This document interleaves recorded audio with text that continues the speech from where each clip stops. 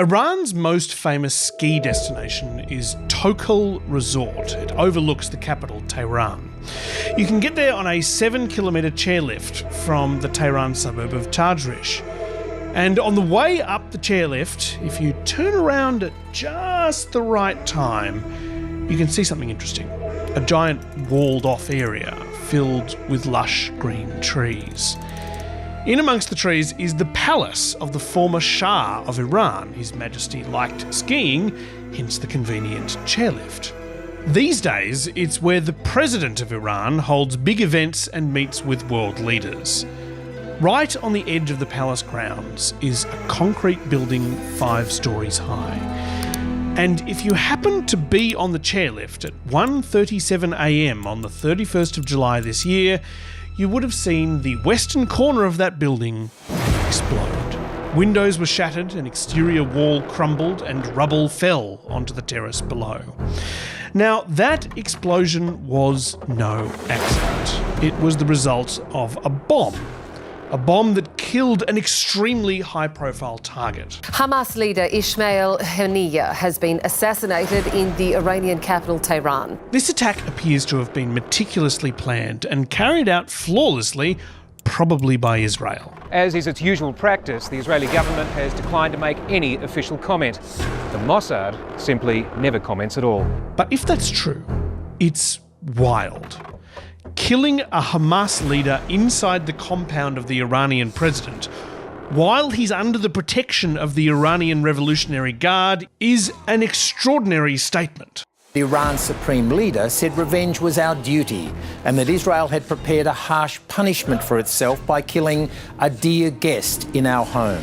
There's some debate about the mechanics of how they pulled this off, which I'll definitely be getting into later in this episode. But no matter the methods they used, the risk involved in this assassination operation is extreme. If it was Israel that did this, why did they do it in such an extraordinary manner? Well, the answer is fascinating, and it tells us a lot about the incredibly complex political situation that Israel has found itself in, where it feels the need for revenge, but only in a way that doesn't alienate its allies. Today, the unbelievable assassination plot against Ismail Haniyeh, and what it tells us about the escalating conflict between Israel and its enemies. The world is on the brink of a full-scale war in the Middle East. I'm Matt Bevan, and this is If You're Listening.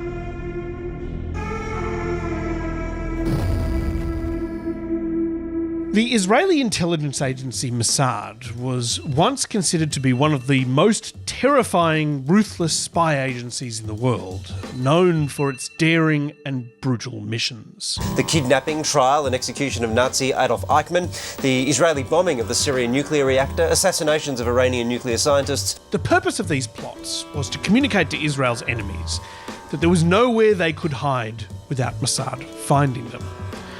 And yet, for nearly a decade, Ismail Haniyeh, leader of Israel's number one enemy, Hamas, has been living in Qatar for safety, security. The Israelis would like to kill him. He's not alone. A bunch of Hamas leaders live in Qatar. It's a weird setup. Billionaire gas princes, the US military, and Hamas all living next door to each other on the Arabian Peninsula. And they're not hiding there either. They live out in the open. Ismail Haniyeh spent years there and nothing happened to him. You might think that sending your spies to assassinate your greatest enemies would be easier to do in a country that you share a bunch of allies with, but it's not.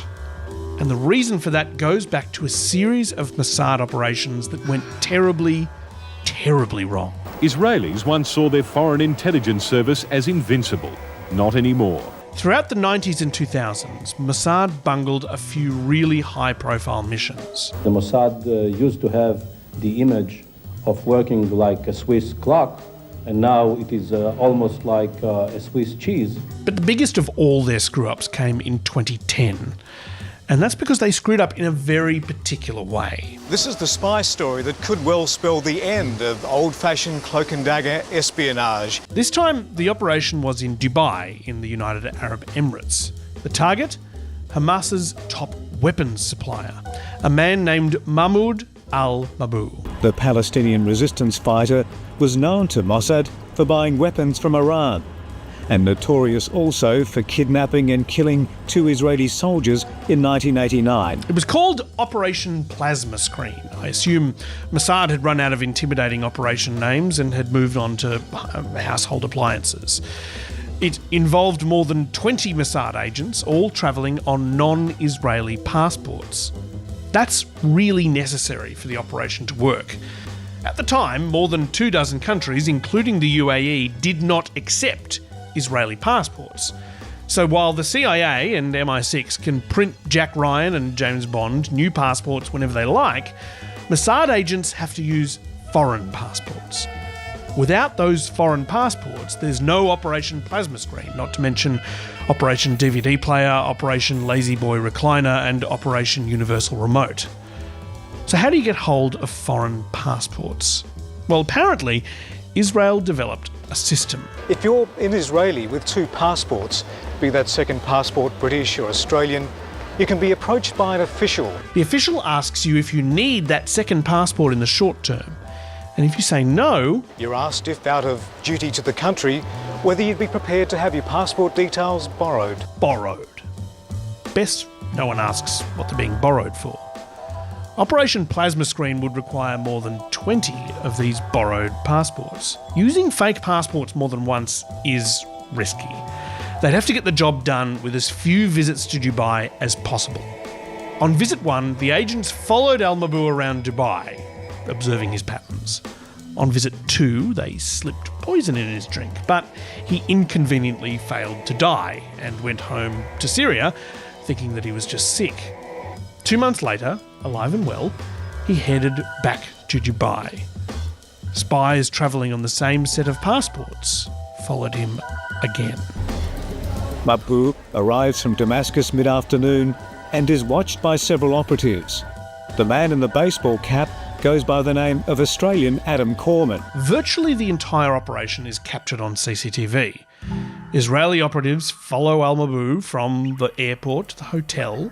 When he goes to his room, 2 spies with tennis rackets manage to slide into the lift with him. I hate it when people do that. One of the tennis players watches which room he goes into. The operatives book a room opposite, and still more agents move in. And when the Hamas man leaves to go shopping, he's followed every step. It's quite funny watching these surveillance teams go about their business.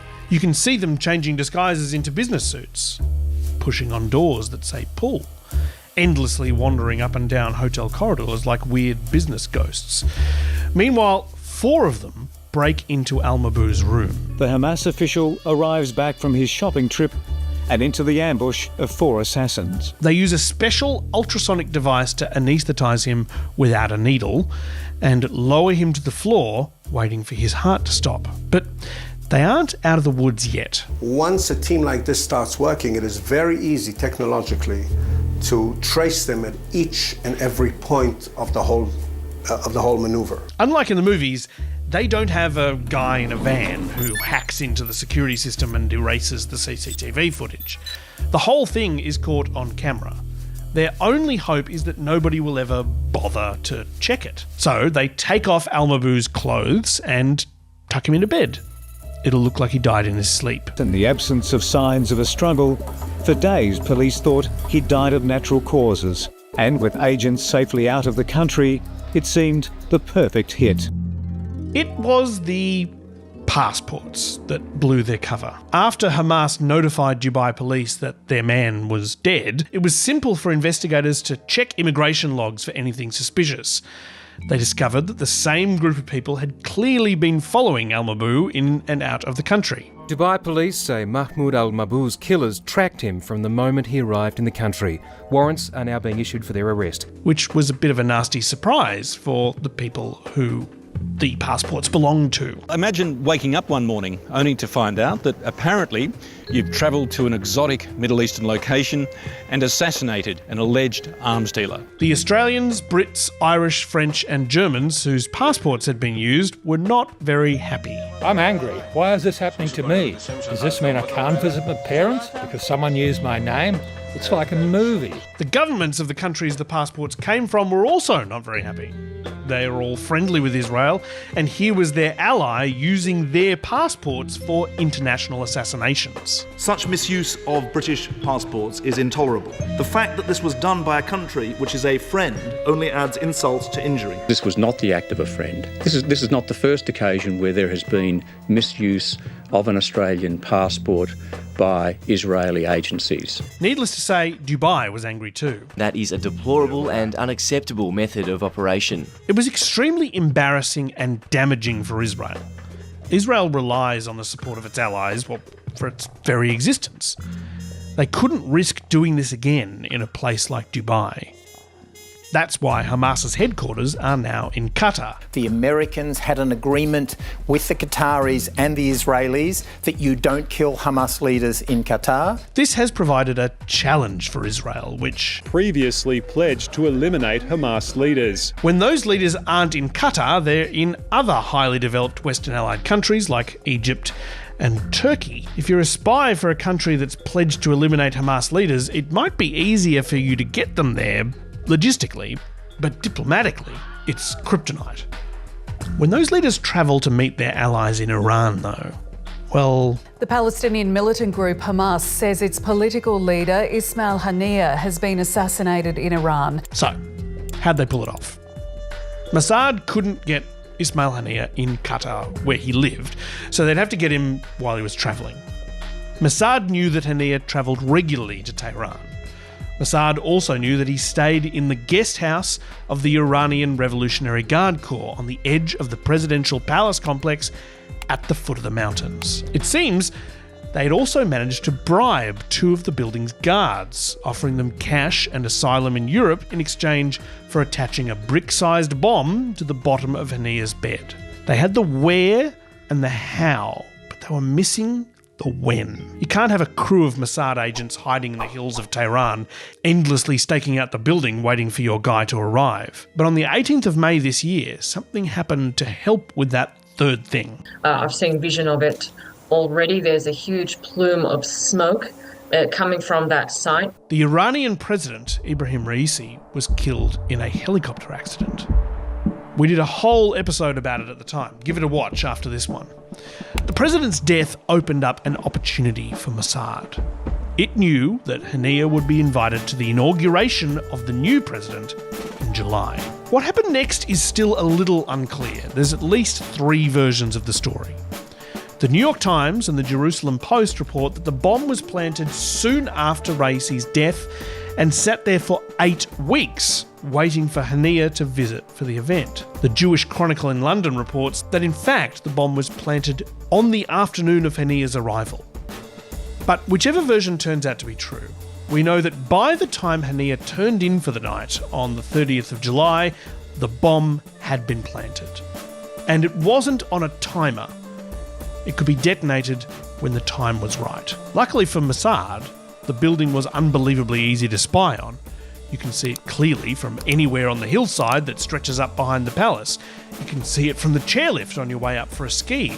Or you could dress up in green camouflage and climb any of the several hundred trees surrounding the building, which is what the Jewish Chronicle reports that Mossad agents did.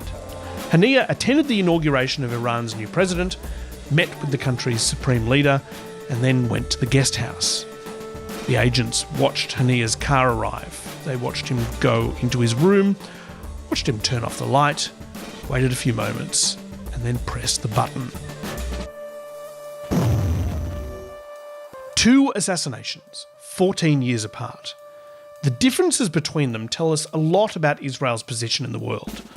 In 2010, Mossad's operation in Dubai really irritated Israel's allies in Europe and Australia. But in 2024, Israel needs those allies more than they've needed them in decades. By carrying out assassinations in Iran, they're operating in a way that is far more risky for their agents, but much less likely to anger their friends. What Mossad does, though, it's different from the CIA or MI6. CIA people, they don't like this stuff, you know. It's messy. While British and American spy agencies do assassinate people, they do it in war zones, and they tend to do it with military operations or drone strikes, and they tend to tell the public about it. Why don't they do sneaky James Bond-style assassinations? Because it was believed to be counterproductive. You're just creating martyrdom, you're creating that feel of persecution, and in the long term, that's negative. And to top it off, it usually doesn't achieve anything. All terrorists are replaced sooner or later. The point of these assassinations is to create fear, to terrorise your opponents, to make your enemies constantly worry that you've planted a bomb under their bed, that the places that they think are safe aren't really. Israel's basically sending a message to the Iranians: we can kill any one of you, anywhere, anytime. It's the same reason Russia kills people by poisoning their underpants, or their tea, or their doorknobs. Ismail Haniyeh was the chief negotiator in the peace talks aimed at ending the war in Gaza. And now he's been replaced as Hamas leader by a far more fanatical Islamist, Yahya Sinwar. Haniyeh's death potentially indicates an Israeli desire to prolong the war. And it's part of a series of tit-for-tat attacks in recent weeks that could signal an escalation of the conflict. The thing is, though, when Russia pulls stunts like this, they're condemned by the Western world. Israel thinks it's found the guardrails for how to carry out cross-border assassinations without losing friends. But right now, their friendships are quite stretched. They cannot afford to make any mistakes.